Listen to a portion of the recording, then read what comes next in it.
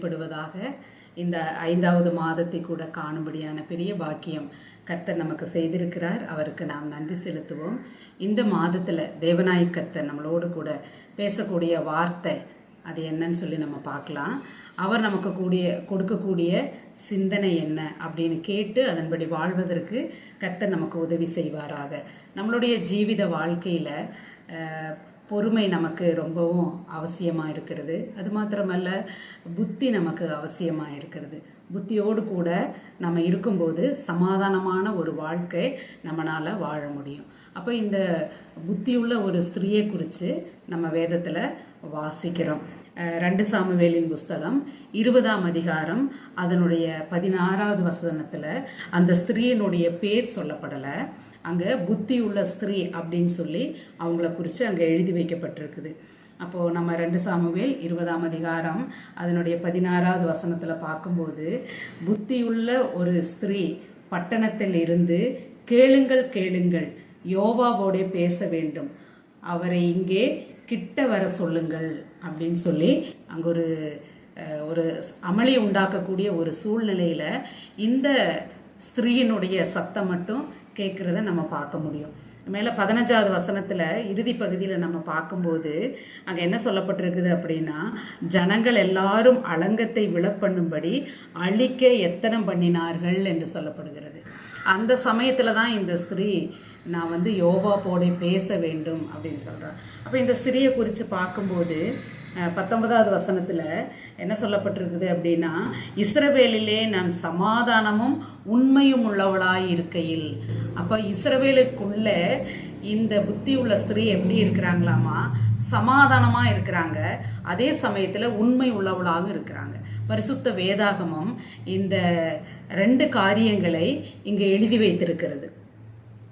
அப்போ வாழ்க்கையில் உண்மையும் சமாதானமும் ரொம்ப முக்கியம். அது மாத்திரமல்ல, அந்த அம்மா சொல்லும்போது, நீர் இஸ்ரவேலில் தாய் பட்டணமாய் இருக்கிறதை நிர்மூலமாக்க பார்க்கிறீரோ, நீர் கர்த்தருடைய சுதந்திரத்தை விழுங்க வேண்டியது என்ன என்றார். இப்போ பாருங்க, அங்கே உண்மையும் சமாதானமுமா இருக்கும்போது, அந்த இஸ்ரவேலுக்குள்ளே இருக்கும்போது அந்த இஸ்ரவேலை குறித்து அந்த அம்மா சொல்லும்போது எப்படி சொல்கிறாங்க அப்படின்னா, தாய் பட்டணம் என்று சொல்லுகிறத பார்க்குறோம். அப்படி இருக்கிற பட்டணத்தை கவிழ்ப்பதற்கு ஒரு மனிதன் வரும்போது, அமளி பண்ணும்போது, இவங்க புத்தியாக அங்கே ஒரு காரியத்தை செய்கிறத பார்க்குறோம். அப்போ யோவாவோடு பேசுகிறத பார்க்குறோம். பேசுனதுக்கு அப்புறமாக அவங்க என்ன பண்ணுறாங்க, தன்னுடைய குடியிருப்பில் இருக்கக்கூடியவர்கள ஜனங்களிடத்துல போய் காரியங்களை சமாதானமாய் பேசுகிறதையும் நம்ம இங்கே பார்க்க முடியும். ஏன்னா யோவாபுக்கு அந்த பட்டணத்தை அழிக்கணும்னு சொல்லியோ அதெல்லாம் பெரிய விஷயமாக அங்கே சொல்லப்படுகிறது இல்லை. அங்கே என்ன காரியம் அப்படின்னு சொல்லி பார்த்ததுன்னா, சேபா என்கிற ஒரு மனிதன் ராஜாவுக்கு விரோதமாக, அவரை குறித்து சொல்லும்போது அவன் பேலியாளின் மகன் என்று சொல்லப்படுகிறத நம்ம பார்க்க முடியும். இப்போ ராஜாவுக்கு விரோதமாக கலகம் பண்ணினபடியினாலே இந்த சேபாவை அவர்கள் கொல்ல வேண்டும். அப்போ இந்த சேபா இவர்கள் இருக்கும் இந்த புத்தியுள்ள ஸ்திரீ இருக்கக்கூடியதான இடத்துல இருக்கிறதாக அங்கே அந்த பட்டணத்துக்குள்ளே போக முடியாததுனால அதுக்குள்ளே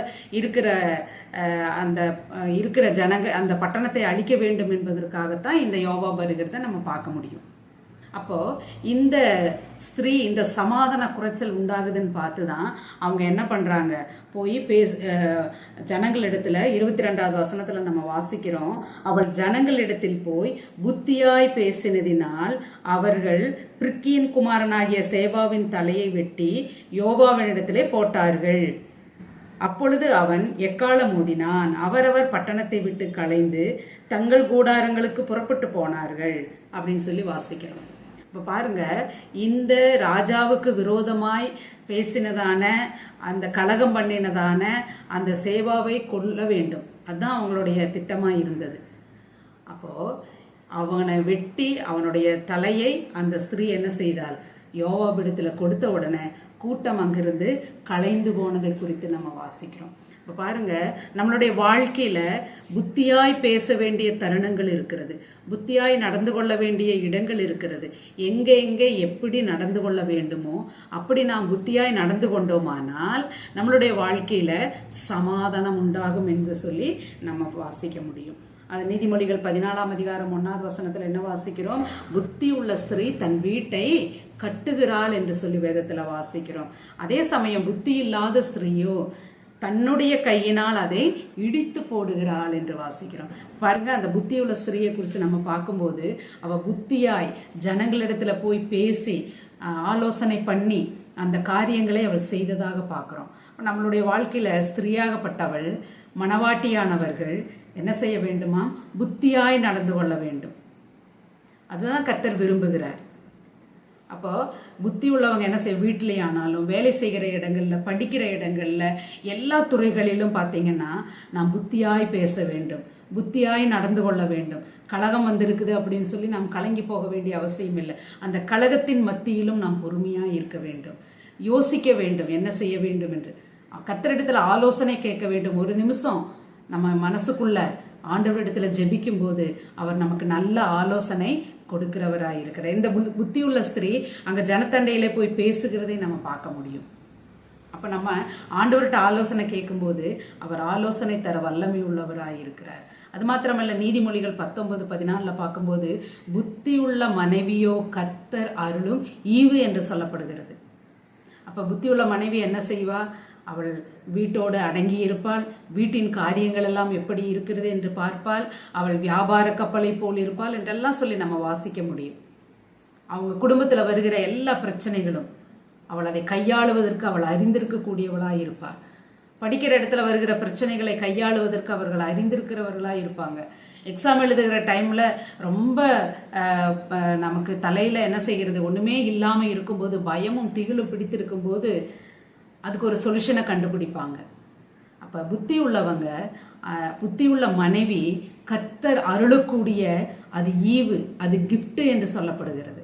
எவ்வளோ பெரிய ஆசீர்வாதமான வார்த்தைகளை நம்ம பார்க்க முடியும். மத்தேயு எழுதின சுவிசேஷம் 7ஆம் அதிகாரம் 24 பார்க்கும்போது கர்த்தர் சொல்றாரு, நான் சொன்ன இந்த வார்த்தைகளை கேட்டு இவைகளின்படி செய்கிறவன் எவனோ அவன் கன்மலையின் மேல் தன் வீட்டை கட்டின புத்தியுள்ள மனுஷருக்கு ஒப்பினவையா இருக்கிறான்னு சொல்லப்படுகிறது.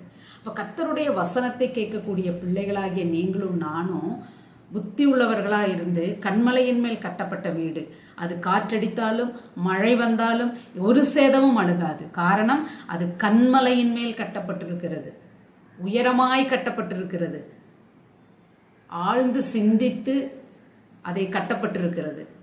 அப்போ கர்த்தருடைய வசனத்தை கேட்கிறவங்களும் அப்படிதான், அவருடைய வசனத்தை கேட்டு சிந்தித்து அதன்படியே செய்கிறவங்க ஸ்ட்ராங்கா இருப்பாங்க அப்படின்னு வசனம் சொல்லுது. அங்க சமாதானம் இருக்கும் அப்படின்னு வசனம் சொல்லுது. அப்ப புத்தி உள்ளவர்களும் புத்தி இல்லாதவர்களையும் குறித்து நம்ம வேதத்துல வாசிக்கிறோம். மணவாளனுக்காக காத்திருக்கக்கூடியவங்க. அப்ப இந்த புத்தி உள்ளவங்க சொன்ன வார்த்தைகளை நம்ம படிக்கும்போது எங்களுக்கும் உங்களுக்கும் என்ன செய்யாது, போதாமல் இருக்கிறபடியினால நீங்க போய் விற்கிறவங்கள்ட்ட உங்களுக்காக வாங்கி கொள்ளுங்க அப்படின்னு சொல்றத பாக்குறோம். ஏன்னா புத்தி உள்ளவங்க கையில இருக்கிறத ஷேர் பண்ண முடியாது. அதனாலதான் சொல்றாங்க, விற்கிறவங்கள்ட்ட போய் உங்களுக்காக வாங்கி கொள்ளுங்க. அது எவ்வளோ புத்தியாய் பேசுகிறத பார்க்குறோம். இன்னைக்கு புத்தி இல்லாமல் நம்ம பேசி, புத்தி இல்லாமல் சில காரியங்களை அவசரப்பட்டு செய்கிறதுனால அதனால சமாதான குலைச்சல் நமக்கு வருகிறத நம்ம பார்க்க முடியும். அப்போ புத்தியுள்ள ஸ்திரீகள் அவர்கள் ஆயத்தமுடையவர்களாய் காணப்பட்டாங்க.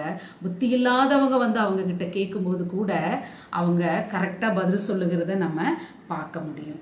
கொரிந்தியர் 2 கொரிந்தியர் 11:19 பார்க்கும்போது, நீங்கள் புத்தி உள்ளவர்களாய் இருந்து புத்தி இல்லாதவர்களை சந்தோஷமாய் சகிக்கிறீங்களே அப்படின்னு சொல்லி பார்க்குறோம். இப்போ இந்த புத்தி உள்ள மனிதர்கள் என்ன செய்வாங்க தெரியுங்களா? புத்தி இல்லாமல் யாராவது ஏதாவது செய்துட்டாங்கன்னா அதை சகித்து கொள்வார்கள். ஆண்டவராக இயேசு கிறிஸ்து கல்வாரி சிலுவையில, பிதாவே இவர்களுக்கு மன்னியும், இவர்கள் அறியாமல் செய்கிறார்கள், எல்லாவற்றையும் சகித்து கொண்டார் அவர். காரணம், தேவன் புத்தியும் அறிவும் ஞானமும் அவர்தான்.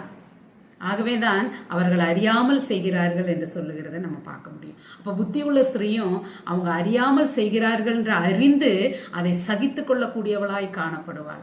நீங்களும் நானும் மற்றவர்கள் அறியாமல் பேசினாலோ அறியாமல் செய்து விட்டாலோ நாம் என்ன செய்ய வேண்டும்?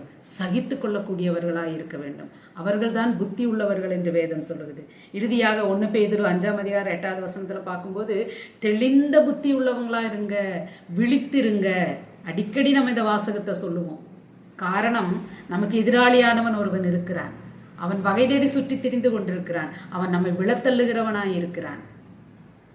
ஆகவேதான் அந்த புத்தியுள்ள ஸ்திரியை குறித்து நம்ம பார்த்தோம். அமளி உண்டாகிற நேரங்களில் எதையுமே யோசிக்கல. நான் யோவாவோடு பேச வேண்டும். அதுக்கப்புறம் ஜனங்களோடு பேசினாங்க. அதுக்கப்புறம் காரியத்தை அவங்க செய்து முடித்ததாக வேதத்தில் வாசிக்கிறோம். அவங்க பேர் எழுதப்படலை, ஆனால் அவங்களுடைய காரியங்களை வேதம் எழுதி வைத்திருக்கிறது. ஆகவே கர்த்தருக்குள் பிரியமான சகோதரிகளே, நீங்களும் நானும் புத்தி உள்ளவர்களாய் இருந்து சமாதானமும் உண்மையுமாய் நாம் இருக்கிற இடங்களிலே வாழ்வதற்கு தேவனாய் கர்த்தர் நமக்கு உதவி செய்வாராக. அவருடைய நாமம் மகிமைப்படுவதாக. ஆமேன்.